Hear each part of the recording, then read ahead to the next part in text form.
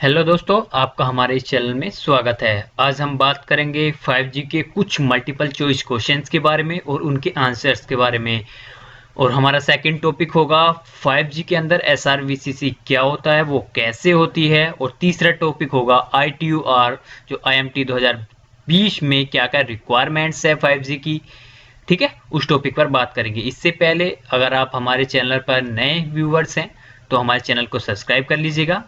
अगर आप चाहते हैं 5G की वीडियोस ऐसे ही आपको देखने को मिलते रहें तो पास में दिए गए बेल आइकन पर क्लिक जरूर करें, जिससे हमारी नेक्स्ट वीडियो का नोटिफिकेशन जरूर मिले। और डिस्क्रिप्शन में जितने भी लिंक्स दिए गए हैं 5G से रिलेटेड, उन सभी वीडियोस को जरूर देखें, जिससे आपको समझ आए जितने भी इसमें मल्टीपल चॉइस क्वेश्चन आपसे पूछे जाएंगे उनके आंसर्स ऐसा क्यों आ रहा है। ठीक है, तो चलिए हम स्टार्ट करते हैं। देखिए, सबसे पहले हम बात करते हैं 5G में SRVCC की। यानी SRVCC की जो फुल फॉर्म होती है single radio voice call continuity. ठीक है, तो चलिए देखते हैं। 4G and 5G have been design to support packet switch services. ठीक है, 5G और 4G को बनाया गया है पैकेट स्विच सर्विसेज को सपोर्ट करने के लिए। इस तरीके से डिजाइन किया गया है कि वो पैकेट स्विच सर्विस को सपोर्ट करे। 4G support speech service using voice over LTE। 4G जो सपोर्ट करता है स्पीच को, यानी हम बातचीत जो करते हैं उसे किस पर करता है, वोल्टी पर, यानी वॉइस ओवर LTE पर। यानी 4G के ऊपर वॉइस सपोर्ट करता है। ठीक, थर्ड पॉइंट है where 5G supports speech services using voice over NR। जबकि हमारा जो 5G है, ठीक, वो किस पर सपोर्ट करता है, हमारी वॉइस को voice over NR new radio. ठीक है, वॉइस ओवर न्यू रेडियो। ठीक, 4G न्यू नेटवर्क, ठीक, support single radio voice call continuity to support inter system handover towards the circuit switch domain belonging to either 3G और 2G। ठीक, 5G NR release 15 जो 5G है release 15 does not support SRVCC। Release 15 SRVCC support नहीं करता है, but packet switched inter system handover from 5G to 4G are possible. इसमें क्या है, जो हैंडओवर होगा, इंटर सिस्टम हैंडओवर होगा 5G से 4G में, वो पॉसिबल है। ठीक, SRVCC यानी single radio voice call continuity from 5G to 3G। ठीक है, from 5G to 3G is specified within the release 16 version. जो हमारा रिलीज 16 है उसमें क्या है, इसे स्पेसिफाइड किया गया है। ठीक, किसे, 5G से 3G पर SRVCC होना। ठीक है, जबकि जब हमारा 5G से 4G पर जो स्विच होगा उसे हम SRVCC नहीं बोलेंगे, उसे बोलेंगे हम इंटर सिस्टम हैंडओवर। ठीक है, अब चलते हैं हम मल्टीपल चॉइस क्वेश्चंस की तरफ। देखिए, सबसे पहला हमारा क्वेश्चन है the interface between G node B CU and G node B DU is called. CU क्या होता है, कंट्रोल यूनिट, और DU होता है डिस्ट्रीब्यूटेड यूनिट। ठीक है, इन दोनों के बीच में कौन सा इंटरफेस कार्य करता है, उसे बोलते हैं हम F1। जो F1 इंटरफेस है वो इन दोनों जी नोड बी CU और जी नोड बी DU के बीच में काम करता है। How many resource blocks are there for numerology 2 SCS sub carrier spacing 60 kilohertz and 1 resource block bandwidth 720 kilohertz. जब ये आपको वैल्यूज दी हुई हैं तो इनके लिए रिसोर्स ब्लॉक कितने होंगे वो आप एक वीडियो में मैंने फॉर्मूला बताया हुआ है, किस तरीके से कैलकुलेट करना है उसमें ये भी बताया गया है। तो आप वहां से उस वीडियो को देखिए, डिस्क्रिप्शन में दिया हुआ है लिंक, वहां से आप निकाल सकते हैं कि इन वैल्यूज से हम रिसोर्स ब्लॉक कैसे कैलकुलेट करते हैं। तो इसका आंसर है 257। ठीक, नेक्स्ट पे चलते हैं। Which sub carrier spacing is used as both normal and cyclic prefix. Normal और साइक्लिक प्रीफिक्स के तरह कौन सी सब कैरियर स्पेसिंग है जो दोनों की तरह यूज होती है, उसे हम बोलते हैं 60 किलोहर्ट्ज। ठीक है, यानी न्यूमेरोलॉजी 2 जो होती है 60 किलोहर्ट्ज, वो नॉर्मल और एक्सटेंडेड दोनों साइक्लिक प्रीफिक्स की तरह यूज होती है। What are the correction setup time in 5G for 60 megahertz और 40 megahertz respectively. Correction setup time 5G के अंदर क्या है, 60 मेगाहर्ट्ज और 40 मेगाहर्ट्ज के लिए, उसे आप देखेंगे less than equal to 500 millisecond. ठीक है, नेक्स्ट चलते हैं। What is the minimum guard band use for channel bandwidth. Channel bandwidth हमारी है 60 मेगाहर्ट्ज। ठीक है, सब कैरी स्पेसिंग 60 किलोहर्ट्ज है और रिसोर्स ब्लॉक आपके 79 है। तो इस फॉर्मूले की हेल्प से आप निकाल लेंगे कि जो गार्ड बैंड आएगा आपका 5G के अंदर 1% से की कम यूज होता है, 99% फ्रीक्वेंसी बैंडविथ यूज होती है और 1% अप्रोक्स 1% आपका गार्ड बैंड यूज होता है, मिनिमम गार्ड बैंड यूज होता है, जबकि 4G में 10% गार्ड बैंड यूज होता है। ठीक, तो आप जब इस फॉर्मूले की हेल्प से निकालेंगे तो आपका आंसर आएगा 1530 किलोहर्ट्ज, यानी जो यहाँ पे 60 मेगाहर्ट्ज है तो इसने मेगाहर्ट्ज को ऑलरेडी फॉर्मूले में यहाँ पे किलोहर्ट्ज में चेंज किया हुआ है। तो आपको यहाँ पे CHBW के प्लेस पे सिर्फ 60 लिखना है, ठीक, और कुछ नहीं। What are one resource block bandwidth for numerology? 4 इस सब कैरियर स्पेसिंग 240 किलोहर्ट्ज। तो अगर आप वन रिसोर्स ब्लॉक बैंडविथ निकालते हैं, आपको ये वैल्यूज दी हुई हैं, तो उसके निकालने के लिए भी एक फॉर्मूला है, तो आप जब निकालेंगे तो आपका आंसर आएगा 2880 kilohertz.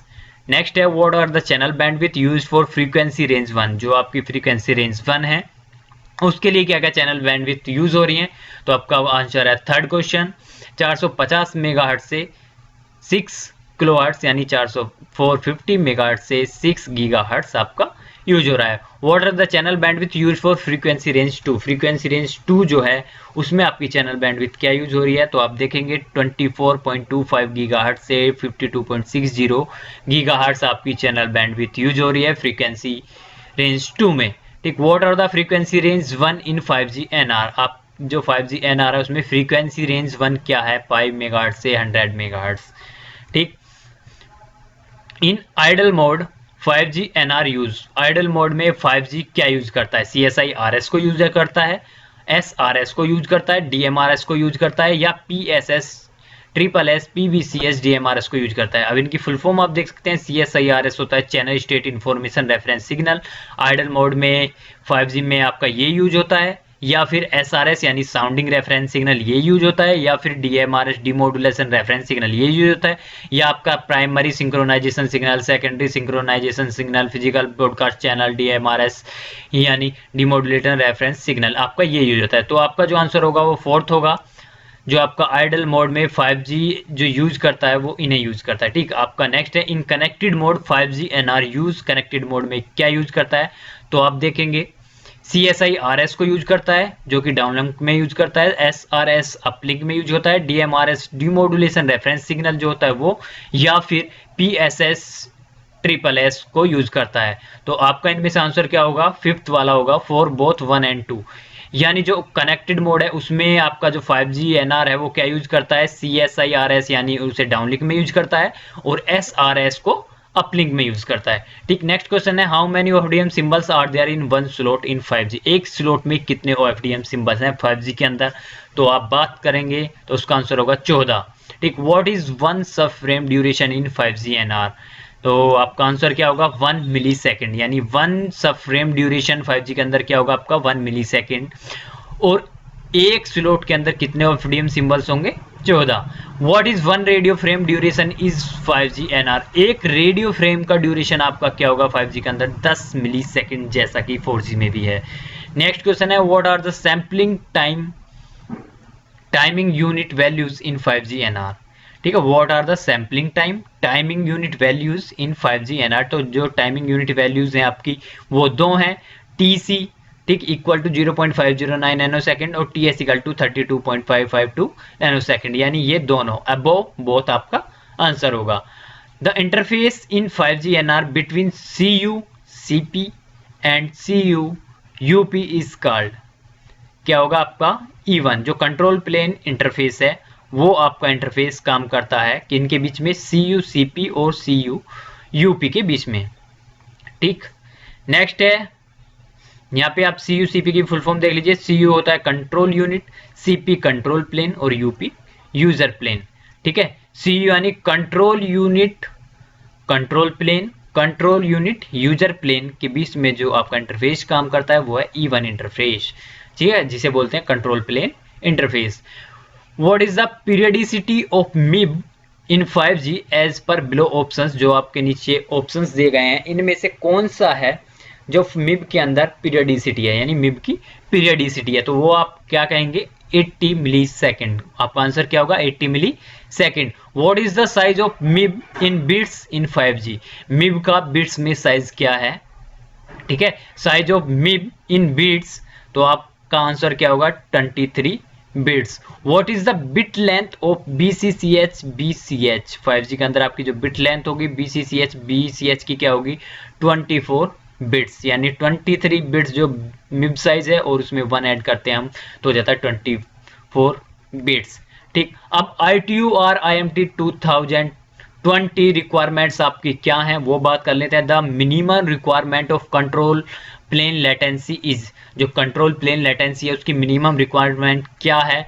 20 milli second and 3GPP target जो आपका 10 मिली सेकेंड है। The minimum requirements for one way user plane latency over the radio interface are, ठीक है, मिनिमम रिक्वायरमेंट क्या है आपकी? One way user plane latency over radio interface 4 millisecond for EMBB और 1 मिली second है URLLC के लिए। और 3GP जो टारगेट है उसका 3GPP वाला टारगेट है वो 0.5 मिली सेकेंड है। नेक्स्ट क्वेश्चन है the minimum requirement for MMTC connection density is, तो आप कहेंगे 10 lakh devices per kilometre square. ठीक, the minimum requirement for EMBB peak spectral efficiency are आपका क्या होगा? डाउनलिंक पीक स्पेक्ट्रल एफिशिएंसी होगा आपका 30 bit per second per hertz. Uplink होगा, अपलिंक पीक स्पेक्ट्रल एफिशिएंसी आपका होगा 15 bit per second per hertz. Next है the target values for the user experience data rate as per below. Target values क्या है user experience data rate के लिए? Downlink user experience data rate 100 Mbps और uplink user experience data rate 50 Mbps। ठीक, अब एक आपका पॉइंट है new generation means 5G NR core network can be grouped into 2 functional blocks. ठीक है, जो आपका 5G NR है वो ग्रुप्ड हो जाता है कोर नेटवर्क जो है 2 फंक्शनल ब्लॉक्स में, CPF एंड UPF। तो आज हमारी वीडियो में इतना ही। ऐसे ही क्वेश्चन आपको मिलते रहेंगे। ऐसे क्वेश्चन जानने के लिए और उससे रिलेटेड आंसर जानने के लिए आप हमारे चैनल को सब्सक्राइब करें और इस वीडियो को अपने दोस्तों में शेयर करना न भूलें। धन्यवाद।